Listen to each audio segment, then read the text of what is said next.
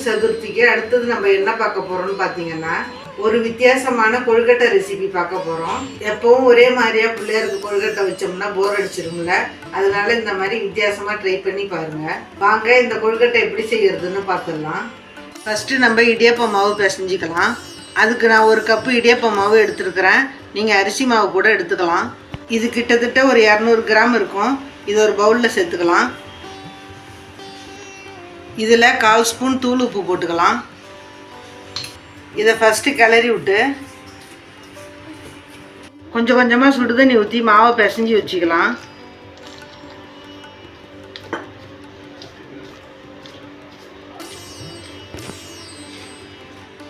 அவ்வளோதான், மாவு ரெடி ஆகிடுச்சு. இந்த அளவுக்கு பிசைஞ்சு வச்சுக்கோங்க. அடுத்தது ஸ்டஃபிங் பண்ணுறதுக்கு அடுப்பில் ஒரு கடாய் போட்டுக்கோங்க. இதில் 1 ஸ்பூன் நெய் ஊற்றிக்கலாம். நெய் சூடானதும் 5-6 முந்திரி பருப்பை பொடியாக உடச்சி சேர்த்துக்குங்க.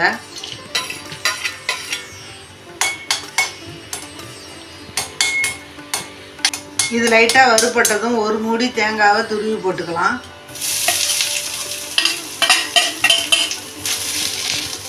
இதையும் 2 நிமிஷத்துக்கு நல்லா வதக்கிக்குங்க.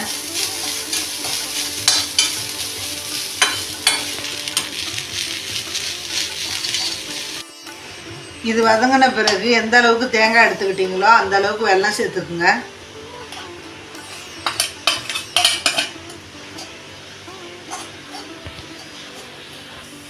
கூடவே 1/2 ஸ்பூன் ஏலக்காய் பவுடர், கூடவே ஒரு பிஞ்சு மட்டும் உப்பு சேர்த்துக்கலாம். இப்போ இது எல்லாத்தையும் நல்லா மிக்ஸ் பண்ணி விட்டுக்கணும். இந்த வெல்லம் நல்லா ஹீட்லேயே இலகி வரும், அதனால் தண்ணி சேர்க்கணுன்னு அவசியம் இல்லை. நம்ம சேர்த்த வெல்லம் தேங்காவோட நல்லா மிக்ஸ் ஆகிடுச்சு பாருங்கள். ஸ்டவ்வை ஆஃப் பண்ணிடலாம். மாவு ரெடி பண்ணியாச்சு, ஸ்டஃபிங்கும் ரெடி பண்ணியாச்சு. அடுத்தது இது மாதிரி வாழை இலையில் ஆயில் அப்ளை பண்ணி வச்சுக்கிங்க. இப்போ இந்த மாவை எடுத்து இடியாப்ப அச்சில் வச்சு இடியாப்பம் மாதிரி புழிஞ்சுக்கணும்.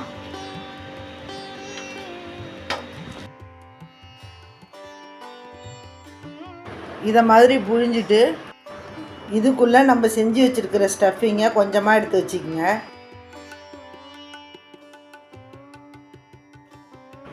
இப்போ இந்த வாழை இலையை மடித்து ஓரத்தில் மட்டும் லைட்டாக அமுக்கி விட்டுக்குங்க. இப்போ அடுப்பில் இட்லி பானையில் தண்ணி ஊற்றி ஹீட் பண்ணி வச்சுருக்கேன். இதில் இந்த கொழுக்கட்டை எடுத்து வச்சிடலாம்.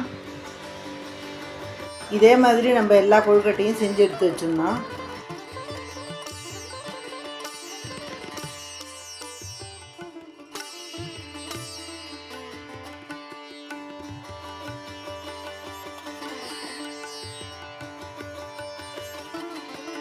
இது மாதிரி எல்லாத்தையும் ரெடி பண்ணி வச்சுட்டு மூடி போட்டு 10 நிமிஷம் வேக வச்சுக்கலாம்.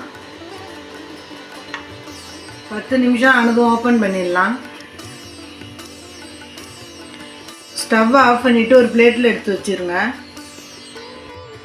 அவ்வளோதான், சுட சுட கொழுக்கட்டை ரெடி ஆகிடுச்சு. இலையை பிரித்து வச்சு சாப்பிட வேண்டியதான். இதை மாதிரி நீங்கள் செஞ்சது இல்லைன்னா இந்த வாட்டி கண்டிப்பாக ட்ரை பண்ணி பாருங்கள். வாழை இலையோடையே வச்சு அவிச்சதுனால வாசனையும் சூப்பராக இருக்குது. நாங்கள் எப்போவுமே பூவரசம் இலையில் தான் கொழுக்கட்டை செய்வோம். அதோட வீடியோ உங்களுக்கு அடுத்தடுத்து வரும். இந்த விநாயகர் சதுர்த்திக்கு நீங்களும் இந்த மாதிரி வித்தியாசமாக ட்ரை பண்ணி பாருங்கள். மறந்துடாமல் அம்மாஸ் குட்டி கிச்சனுக்கு லைக், ஷேர், கமெண்ட், சப்ஸ்கிரைப் பண்ணுங்கள். நன்றி, வணக்கம்.